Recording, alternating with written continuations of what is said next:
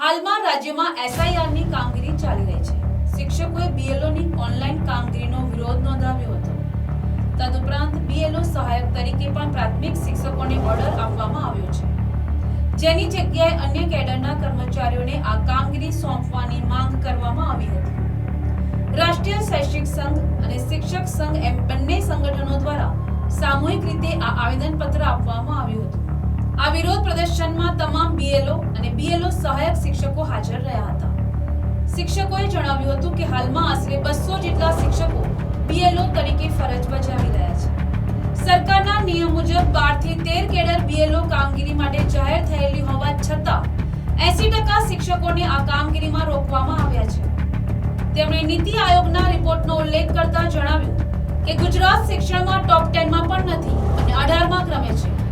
આવી સ્થિતિમાં પણ શિક્ષકો કામ કરવા તૈયાર છે, પરંતુ શિક્ષણના ભોગે આ કામગીરી નહીં થાય। શિક્ષકોને આપવામાં આવેલ સહાયકના ઓર્ડર અન્ય કેડરને સોંપવામાં આવે તેવી ઉગ્ર રજૂઆત અને માંગ કરવામાં આવી હતી। પ્રાંત કચેરીમાં પ્લસ અહીંયા અમારા ટીપીઓ સાહેબને મળવા આવેલા છે। અમે બહુ બધા શિક્ષકો અહીંયા ભેગા થયેલા છે। આજે અમે પ્રાંત સાહેબને અને મામલતદાર સાહેબને આવેદન આપેલું છે। અમારા 200 શિક્ષકો ઓલરેડી બીએલઓ તરીકે કામ કરે છે। સરકારના નિયમ પ્રમાણે 12 થી 13 કેડર છે બીએલઓની કામ કરવા માટે રેડી કરાવેલી છે, પણ છતાં બી બધા જ ઓર્ડરો બીએલઓને આપ્યા છે। બધા બીએલઓ સહાયક તરીકે પણ શિક્ષકોને કામગીરી આપી છે। હવે લગભગ 80% શિક્ષકો બીએલઓની કામગીરીમાં જ રોકાયેલા છે। તો શાળામાં એક બાજુ નીતિ આયોગનો જે રિપોર્ટ છે એના આધારે એમ કહેવામાં આવે છે કે ગુજરાત ટોપ 10 માં બી નથી, 18મા ક્રમે ગુજરાત ભણતરમાં જતું રહ્યું છે।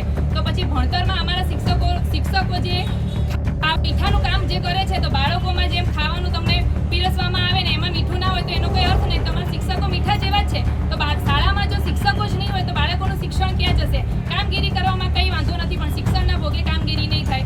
અત્યારે અમારા 80% કામગીરી બીએલઓએ પતાવી દીધી છે। અમારી એ જ માંગ છે કે જે ઓનલાઈન કામગીરી છે, ઓનલાઈન કામગીરી જે સાહેબ લોકો છે કે ઈસીઆઈ દ્વારા ઓનલાઈન કામગીરી માટે બીજા માણસો બેસાડવામાં આવે, બીજા ઓપરેટરોને રાખવામાં આવે, પ્લસ જે સહાયકના ઓર્ડર થયા છે સહાયકના ઓર્ડર અન્ય કેડરોને કરવામાં આવે। બીએલઓની કામગીરી શિક્ષકોએ કરી જ છે અને અમે બધી રીતે સપોર્ટ કરવા તૈયાર જ છીએ, પણ બધો જ બોજ તમે જો શિક્ષક ઉપર નાખશો તો શિક્ષણના ભોગે શિક્ષકોએ કામગીરી નહીં કરે। એટલું અમે આજે પ્રેમથી અને શાંતિથી આ રજૂઆત કરવા બેઠા છીએ। જો અમારી રજૂઆત માન્ય કરવામાં નહીં આવે તો અમારા બંને સંઘના હોદ્દેદારો સાથે અમે બધા જ ઉગ્ર રજૂઆત કરવા અને ધરણા કરવાની પણ અમારી પૂર્વ તૈયારી છે જ તે। એટલે અમને અમારી વિનંતી છે કે અમારી આ જે બી માંગણી છે એને સ્વીકાર કરવા।